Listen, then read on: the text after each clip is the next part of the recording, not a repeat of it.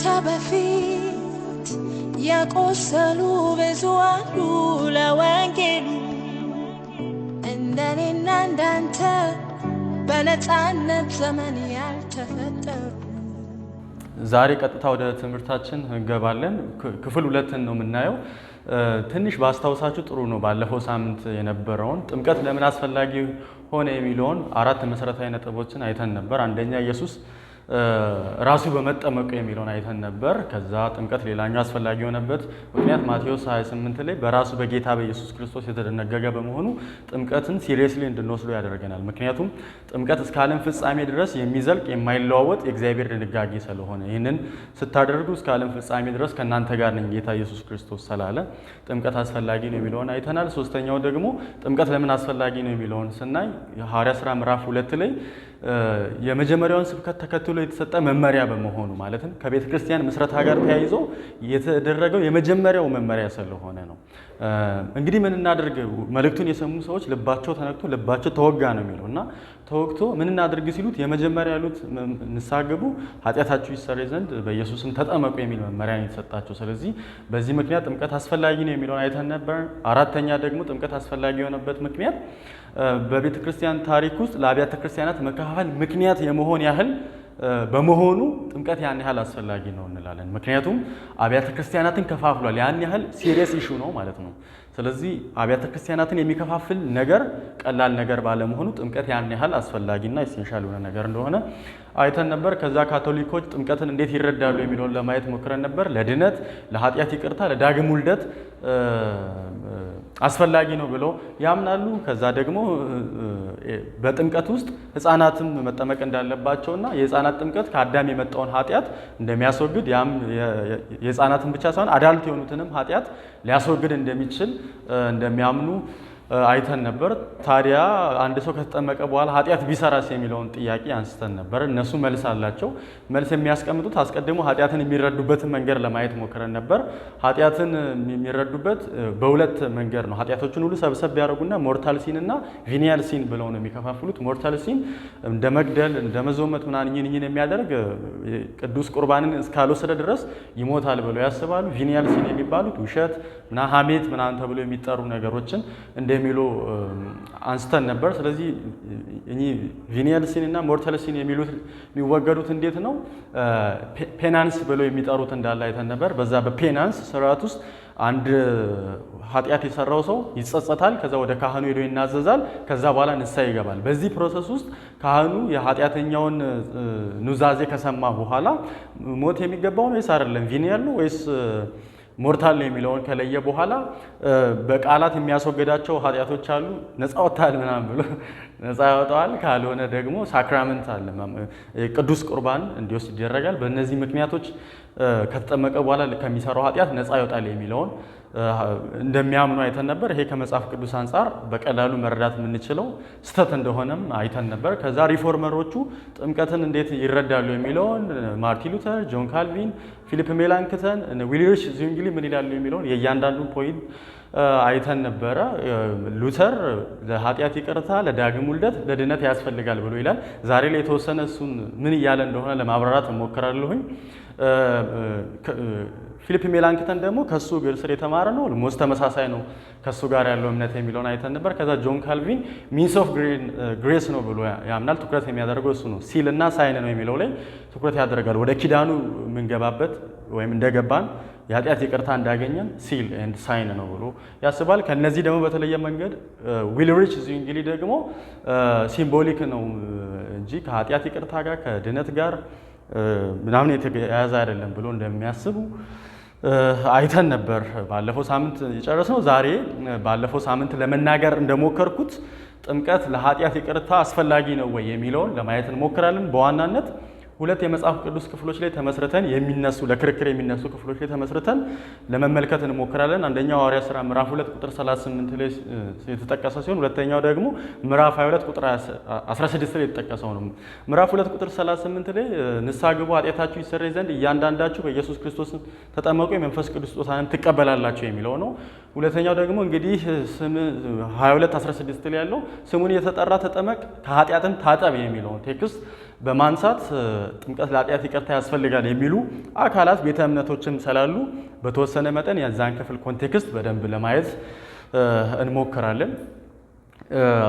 በጣም ከዛ አስቀድሞ ማውራት ያለብን ነገር አለ ብዬ ማሰባቸው ነገሮች አሉ። ጥምቀት ብዙ ጊዜ ኤፌሶን መጽሐፍ ምዕራፍ 4 ላይ ካለው ላይ ተመስርተው አንዲት ሃይማኖት አንዲት ጥምቀት የሚለው ላይ ተመስርተው ጥምቀት አንዲት ናት ወደሚል ድምዳሜ የሚደርሱ ብዙ ሰዎች አሉ። እኔ ሮንግ ይመስለኛል።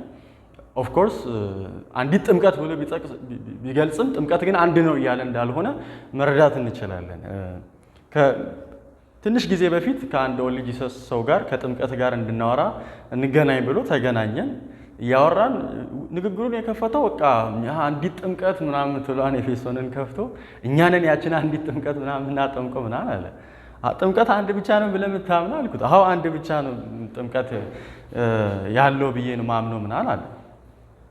እዛ ሮሜ ዕብራውያን መጽሐፍ ምዕራፍ 6 ቁጥር 1 ላይ ያለውን ጠቀስኩለት።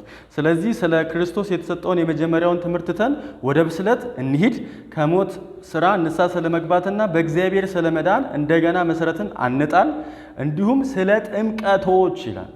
ሲንጉላር አይደለም እዚህ ጋር ስለ ጥምቀቶች በማለት ጥምቀትን ፕሉራል አድርጎ ነው የሚገልጸው። ጥምቀቶች ሲንጉላር ነው ፕሉራል ነው አልኩት። ፕሉራል ነው አለ። ታዲያ ለምን አንዲት ጥምቀት አልክ ስለው ሙግታችን ከዛ በላይ መሄድ አልቻለም ነበር እና ይሄ ፕሮብሌም ደግሞ አሁንም በአብዛኛው ሰው ላይ የሚታይ ይመስለኛል። ጥምቀት አንድ ብቻ እንደሆነ አስዩም ያደርጋሉ።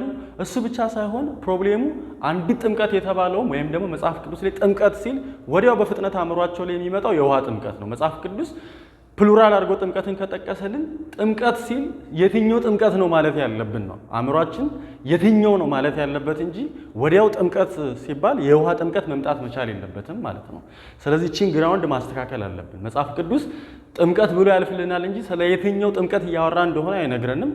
የክፍሉን አውድ ተከትለን ወደሆነ ድምዳሜ መድረስ እንድንችል ለኛ ይተዋል እንጂ ይህንን ጥምቀት ነው ብሎ ስለማይነግረን በጣም በጥንቃቄ ጥምቀት ብሎ በተጻፈበት የመጽሐፍ ቅዱስ ምንባብ ሁሉ ስለ የትኛው ጥምቀት እያወራ እንደሆነ ከአውዳቸው ለመረዳት መሞከር አለብን ብዬ አስባለሁ።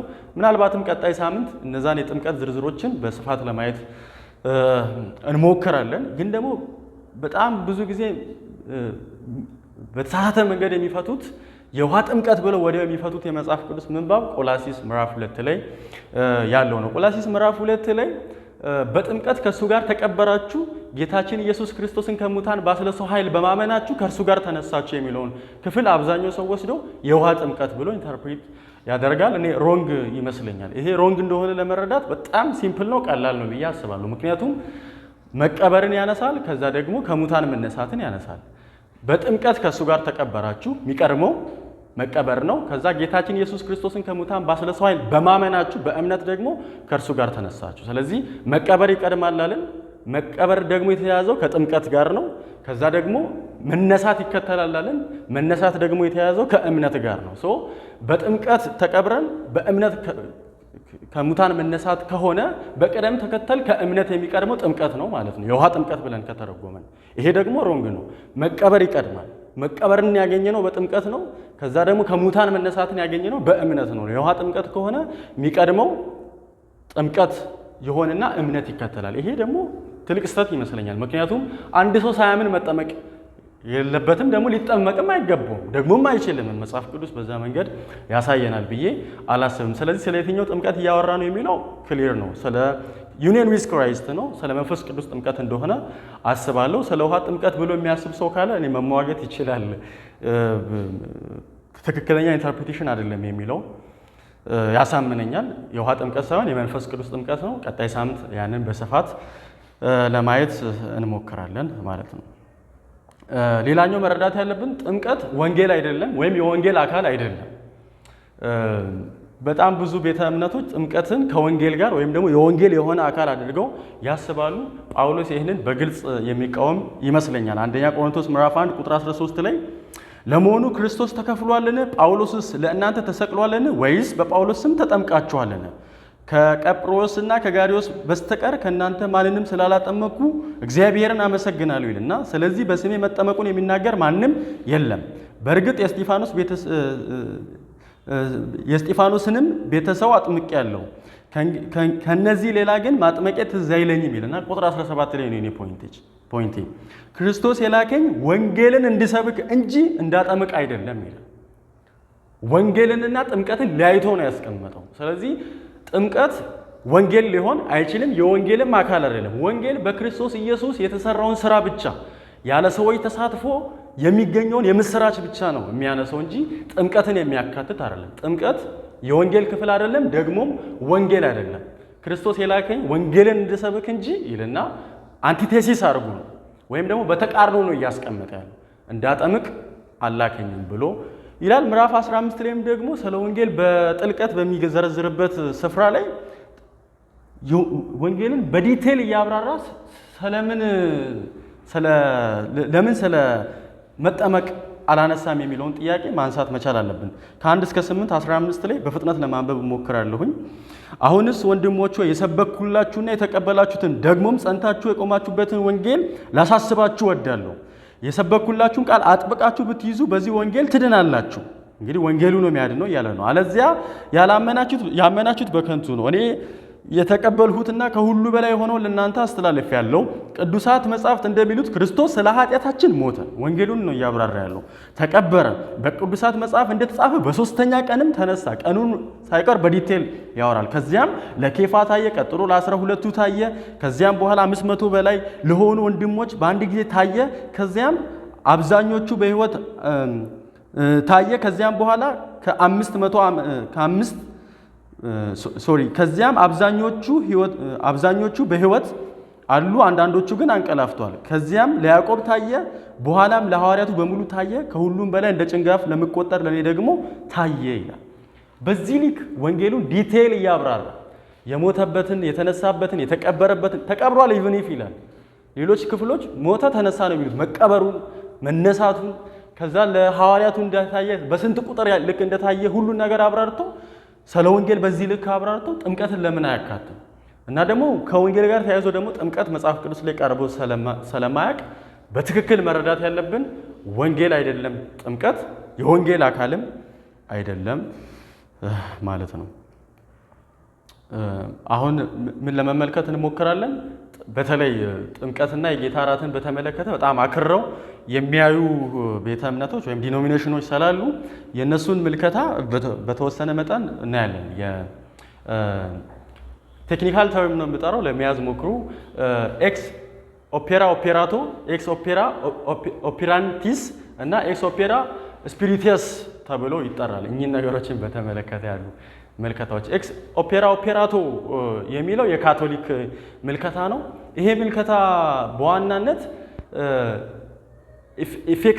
ኢፌክቲቭነሱ ወይም ደግሞ ኢፌክቲቭ የሚሆነው ወይም መስቀሉ የተሰሩ በረከቶች ለእኛ እውን መሆን የሚችሉት በሚያጠምቀው አካል ወይም የጌታ እራትን በሚሰጠው አካል ላይ የተወሰነ አይደለም። ደግሞ የጌታ እራቱን በሚወስደው ወይም ደግሞ በሚጠመቀው ሰውዬ ላይ የተመሰረተ አይደለም። ኤፊካሲው ወይም ደግሞ ኢፌክቲቭ የሚሆነው በራሱ በውሃው ነው ወይም ደግሞ በራሱ በቅዱስ ቁርባኑ ነው ብለው ያስባሉ። ስለዚህ ቅዱስ ቁርባኑ በራሱ ኃጢአትን የማንጻት የማዳን ደግሞ ልጅ የማድረግ አቅም አለው ብለው ነው የሚያስቡት ካቶሊኮች። ይህንንም ደግሞ የሚሉበት ዋናው ምክንያት ዶለቲስቶች ነበሩና ዶለቲስቶች ምን ብለው ያስባሉ? ጥምቀት ኢፌክቲቭ መሆን የሚችለው ወይም የጌታ እራት ስርዓት ኢፌክቲቭ መሆን የሚችለው ከካህኑ ንጽህና ጋር በተያያዘ መልኩ ነው ወይም ደግሞ ካህኑ ከሚያቀርበው ኢንቴንሽን ጋር በተያያዘ ነው ኢፌክቲቭ የሚሆነው ብለው የሚያስቡ የነበሩ አሉ። እነሱን ለመቃወም ብለው ካቶሊኮች ኤክስ ኦፔራ ኦፔራቶ ብለው አቀረቡ። ስለዚህ የኃጢአት ይቅርታ ራሱ ውሃው ያስገኛል ብለው ነው እዛ ውስጥ ነው ያለው ብለው ያስባሉ። እኛ እንደ ፕሮቴስታንት ይህንን አንቀበልም። ከዛ በኋላ ኤክስ ኦፔራ ኦፔራቲየስ ደግሞ የባፕቲስቶች አቋም ነው።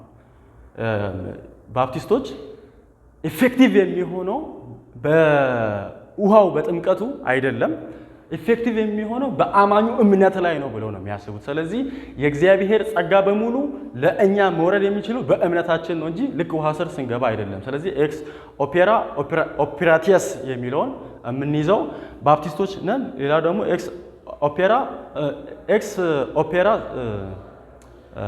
ስፒሪቲየስ ደግሞ የሚሉት ፕሬስቢቴሪያኖች ናቸው። እንጂ ፕሬስቢቴሪያኖች ደግሞ እንደ ካቶሊኮች አይሉም፣ ግን ደግሞ ኢፌክቲቭ የሚሆነው ጥምቀት የሚታይ ውጫዊ ስርዓት ቢሆንም ግን ደግሞ ከበስተጀርባ ሆኖ የሚሰራ መንፈስ ቅዱስ አለ ብለው ያስባሉ። ስለዚህ ኢፌክቲቭ የሚሆነው በመንፈስ ቅዱስ ነው ብለው ያስባሉ።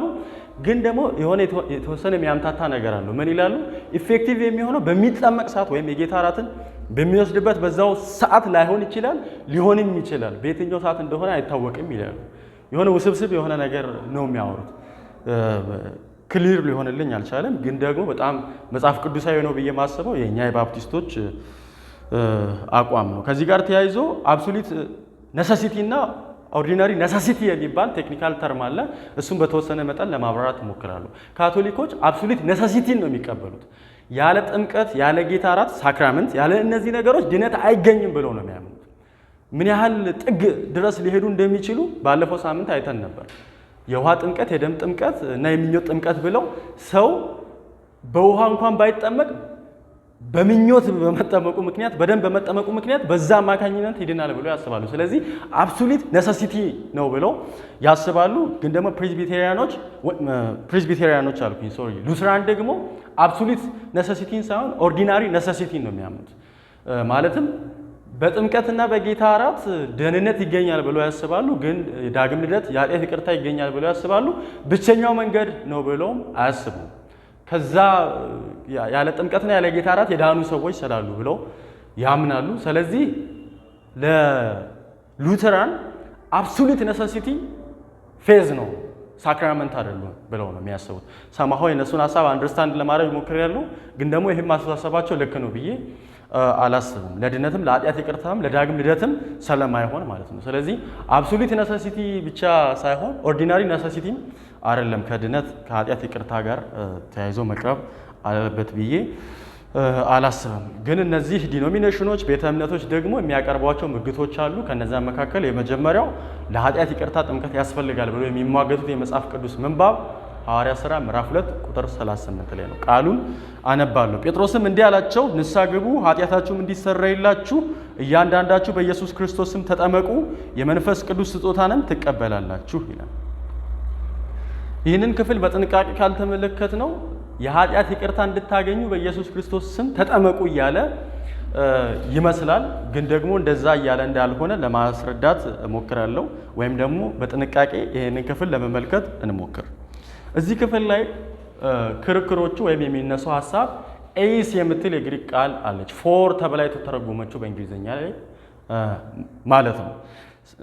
ግን ደግሞ ይሄኛው እዚህ ጋር ኤይስ ተብሎ የተጠቀሰው የግሪክ ቃል ፎር ተብሎ ብቻ መተርጎም የለበትም። ወይም ደግሞ ብዙ የአማራጭ ትርጉሞች አሉ። ኦፍኮርስ ፎር ብለን ብንጠቀምም ራሱ የግድ የኃጢአት ይቅርታን ለማግኘት ተብሎ መተርጎምም የለበትም። ፎር በራሱ ብዙ አይነት ቫራይቲ ስላለው፣ ስለዚህ ኤይስ የምትለዋ የግሪክ ቃል ፎር ተብላ መተርጎም ትችላለች። ፎር ተብላ ብቻ ሳይሆን ቢኮዝ ኦፍ ተብላም መተርጎም ትችላለች። ስለዚህ ከዚህ ከሐዋርያ ሥራ ምዕራፍ 2 ቁጥር 38 አንጻር ተገቢው አተረጓጎም የቱን የሚለውን ለመመልከት እንሞክራለን። ኤይስ የሚለው የግሪክ ቃል አዲስ ኪዳን ላይ 1744 ጊዜ ተጠቅሷል።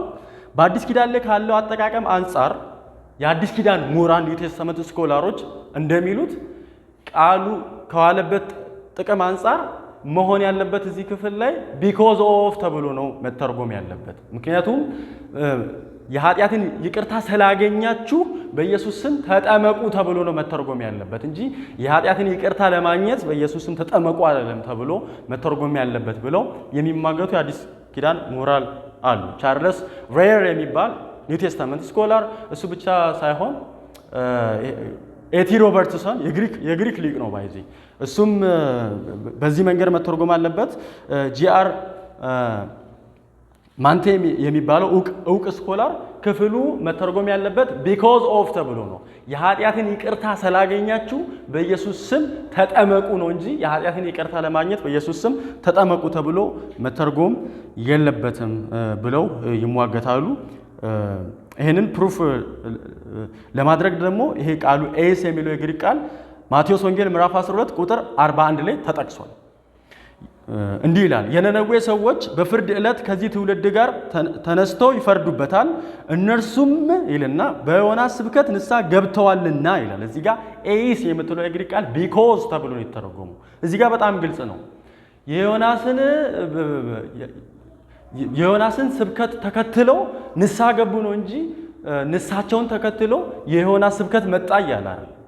ስለዚህ በዮናስ ስብከት አማካኝነት ዮናስ ስለሰበከ ንስሐ ገቡ ነው እያለ ያለው እንጂ ንስሐ ስለገቡ የዮናስ ስብከት ተከትሎ መጣ እያለ አይደለም። በዚህ አግባብ ነው በሐዋርያት ሥራ ምዕራፍ 2 ቁጥር 38 ላይ ያለውን መጠቀም ያለብን ብለው እነዚህ ምሁራን ይሟገታሉ ማለት ነው። ሌላኛው ይህ ግራመሩ በራሱ አወቃቀሩ ምዕራፍ 2 ቁጥር 38 ላይ ያለውን በትክክል ከተረዳን ለኃጢአት ይቅርታ ጥምቀት ያስፈልጋል እያለ እንዳልሆነ መረዳት እንችላለን። ምክንያቱም ንስሐ ግቡ ኃጢአታችሁ ይሰረይ ዘንድ በኢየሱስ ስም ተጠመቁ የመንፈስ ቅዱስ ስጦታን ትቀበላላችሁ የሚለው አንድ አረፍተ ነገር አይደለም። በግሪኩ ኢምፓራቲቭ የሆኑ ሁለት ነገሮች አሉ። አሁን ቴክኒካል የሆኑ ነገሮች ስለሆኑ እነዚህን በተወሰነ መጠን ቆርጬ ኦንሊ ሜምበር ላይ ለመላክ እሞክራለሁ። ግን ደግሞ ጀነራል ሐሳቡን ለመናገር ለሞክር።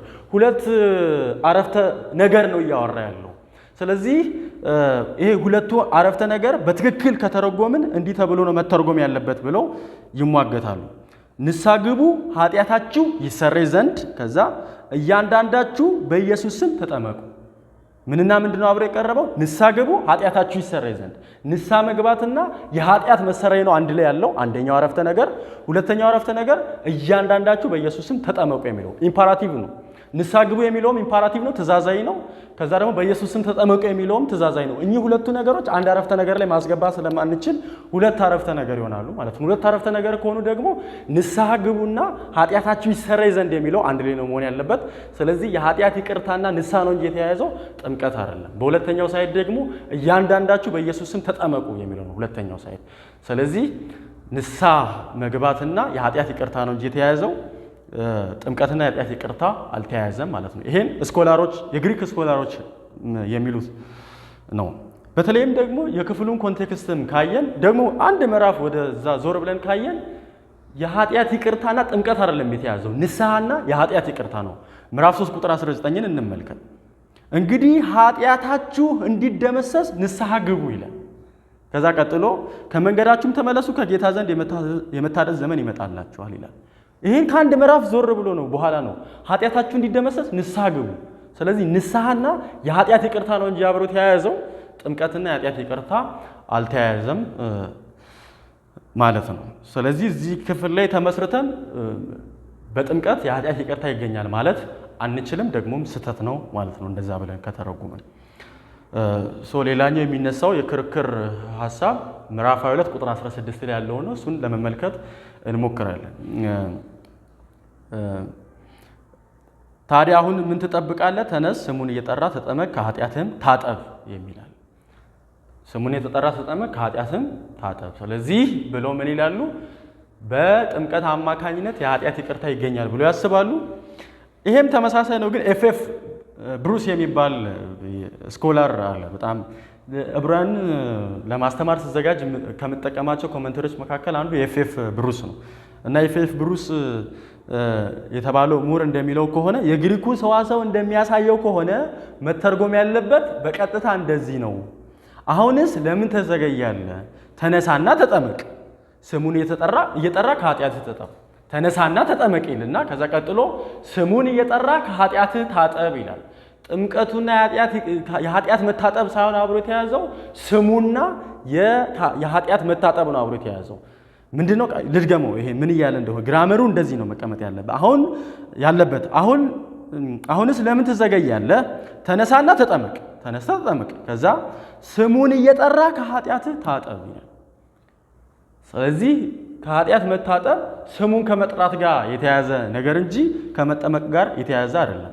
በተለይ ይህን በጣም ግልጽ የሚያደርግልን በርካታ የአዲስ ኪዳን ምንባቦች ጥምቀትና የኃጢአት ይቅርታን ሳይሆን የሚያያይዙት ስሙ ከኃጢአት ይቅርታ ጋር ተያይዞ እንዴት እንደቀረበ እንመልከት። እዚሁ ሐዋርያት ሥራ ምዕራፍ 10 ቁጥር 43 ላይ በቀላሉ በእርሱ የሚያምን ሁሉ በስሙ የኃጢአት ስርየት እንዲቀበል ነቢያት ሁሉ ይመሰክሩለታል።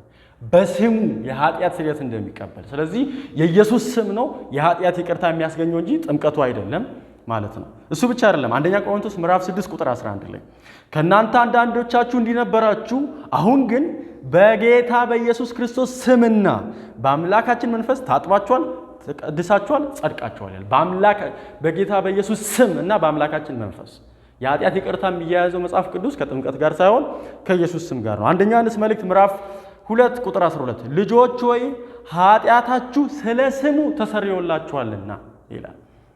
በጣም ወንደርፉል ነው። ልጆች ሆይ ኃጢአታችሁ ስለ ስሙ የተሰረየው እያለ ነው። ስለዚህ የኃጢአት ስርየት ያለው የኢየሱስ ስም ላይ ነው እንጂ ጥምቀቱ ላይ አይደለም። ስለዚህ በትክክለኛው መንገድም መተርጎም ያለበት አሁን ለምን ትዘገያለህ? ተነሳና ተጠመቅ፣ ስሙን እየጠራ ከኃጢአትህ ታጠብ የሚለው ነው። ስለዚህ ከኃጢአት መንጻት የሚገኘው በአምላካችን ስም በኢየሱስ ክርስቶስ ስም ነው እንጂ በውሃ ጥምቀት አይደለም። ኤቲ ሮበርትሰን የግሪክ ስኮላሩ ምሁሩ እዚህ ክፍል ላይ ምን እንደሚል እንመልከት። የክፍሉን ሰዋሰብ በትክክል የተረዳ ሰው የውሃ ጥምቀት የኃጢአትን ስርየት ያስገኛል ለሚል ባዕድ ሐሳብ ይህንን ክፍል በማስረጃነት መጠቀም አይችልም ይላል። ባዕድ ሐሳብ ነው። ሰዋሰቡ ያንን አያሳየንም። ይሄን ካስገባን ባዕድ የሆነ አስተሳሰብ ነው እያለ ነው። ይሄን የሚለው የግሪክ ምሁር ነው፣ ሊቅ ነው።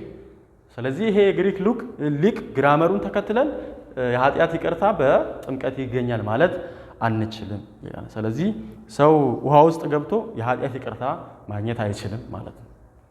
እኛ የምናስበው ሲምቦሊክ ነው። የኃጢአት ይቅርታ እንዳገኘን የምንገልጽበት መንገድ ነው እንጂ የኃጢአት ይቅርታ ለማግኘት አይደለም ማለት ነው።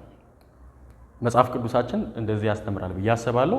ግን ደግሞ እነዛ ለኃጢአት ይቅርታና ለድነት ለዳግም ውልደት ጥምቀት አስፈላጊ ነው ብሎ የሚያስቡ ሰዎችን አንዳንድ እዚህ ላይክ ፕሮቴስታንቱ ዓለም ላይ ያሉ ሰዎች በትክክል አንደርስታንድ ስለማያደርጓቸው የተወሰነ ነገር ለማብራራት ልሞክር። እዚህ ጋር እነሱ ጥምቀት የኃጢአት ይቅርታን ይሰጣል በራሱ እያሉ አይደለም፣ ወይም ደግሞ ይሰራል የኃጢአት ይቅርታን ድነትን ይሰራል እያሉ አይደለም። ለምንድን ነው ይህንን የምለው? አንዳንድ ሰዎች ድነት በጥምቀት የኃጢአት ይቅርታ በጥምቀት ዳግም ልደት በጥምቀት የሚገኝ ከሆነ ኢየሱስ ሰው መሆን ለምን አስፈለገው? እዛ ሆኖ ተጠመቁ ማለት አያስፈልገውም ነበር ወይ? ለምን ሞተ? የመስቀል ስራውስ ለምን አስፈለገ ብለው ያነሳሉ። እነዚህ አካላት በኢየሱስ ክርስቶስ ሞት በኩል የኃጢአት ይቅርታ እንደተገኘ፣ በኢየሱስ ክርስቶስ ኢንካርኔሽን በኩል በመሰቃየቱ በኩል የኃጢአት ይቅርታ እንደተገኘ ያምናሉ። ታዲያ እነሱ እያሉ ያሉት ምንድን ነው? እነሱ እያሉ ያሉት በክርስቶስ ኢየሱስ በመስቀል ስራው የተገኘውን የኃጢአት ይቅርታ ለእኛ እንዴት ነው አፕላይ ማድረግ የምንችለውን? እኛ ባይ ፌዝ ነው የምንለው፣ በእምነት በኩል እንቀበላለን ያንን በመስቀል የተሰራውን የኃጢአት ይቅርታ ብለን ስናስብ፣ እነሱ ደግሞ በእነዚህም በሳክራመንትም በኩል አድርገን እነዚህን እንቀበላለን ብለው ነው የሚሉ። ስለዚህ እነሱ የክርስቶስ ሞት አስፈላጊ አይደለም እያሉ አይደለም፣ በደንብ ነው የሚያምኑት። በክርስቶስ ሞት የተሰራው የኃጢአት ይቅርታ እንዴት ነው መቀበል የምንችለው የሚለው ነው እንጂ ፖይንታቸው እዛ አሁን ልክ እንደሚሉት ሰማይ ሆኖ ተጠመቁ ማለት አይችልም ወይ ምናምን። እነሱ እንደዛ አያስቡም። የኃጢአት ይቅርታ በክርስቶስ ሞት እንደተገኘ ያምናሉ። ግን በሳክራመንት በኩል ነው የሚገኘው ብለው ያስባሉ። እኔ ክሊር ይመስለኛል መጽሐፍ ቅዱስ ከዚህ ጋር በተያያዘ ግልጽ የሆነ ስህተት ተሳስተዋል ብዬ አስባለሁ። ቀጣይ ሳምንት ደግሞ የሚያነሷቸውን ቴክስቶች ደግሞ አሁን ለኃጢአት ይቅርታ አስፈላጊ ነው ወይ የሚለውን ያየ ነው። ቀጣይ ሳምንት ደግሞ ለድነት አስፈላጊ ነው ወይ የሚለውን እናያለን። የሚያነሷቸው ቴክስቶች ስላሉ ያመነ የተጠመቀ ይድናል፣ ያላመነ ግን ይፈረድበታል የሚለውን ማርቆስ 16 ላይ ያለውን እሱ ብቻ ሳይሆን አንደኛ ጴጥሮስ ምዕራፍ 3 ላይ ያለውንም ይጠቀማሉ። ይህም ውሃ ጥምቀት ምሳሌ ሆነው አሁን ያለንናል የሰውነት ዕድፍ ማስወገጃ ሳይሆን ለእግዚአብሔር የበጎ ሕሊና ልመና ነው እንጂ ይህም የሚሆነው በክርስቶስ ትንሣኤ ነው የሚለውን አንስተው ጥምቀት ለድነት ያስፈልጋል ይላሉ። እሱ ብቻ ሳይሆን ዮሐንስ ወንጌል ምዕራፍ 3 ቁጥር 5 ላይ ሰው ከውሃና ከመንፈስ ካልተወለደ በቀር እግዚአብሔር መንግስት ሊያይ አይችልም የሚለውን ቴክስት ይዘው ለድነት ያስፈልጋል ይላሉ። ስለዚህ ቀጣይ ሳምንት ኢዝ ዋተር ባፕቲዝም ነሰሰሪ ፎር ሳሊቬሽን የሚለውን እናያለን ማለት ነው። እንጸልይና እንጨርስ። አምላካችን ሆይ በቃል በኩል ስለምታስተምረን ስለምትመራን እጅግ አድርገን እናመሰግንሃለን። በቃል በኩል የተገለጠውን እውነት መያዝ እንድንችል በጋራ መሰብሰብ እንድንችል እንድንማማር ስለጠራህን እጅግ አድርገን እናመሰግንሃለን። በኢየሱስ ክርስቶስ አሜን።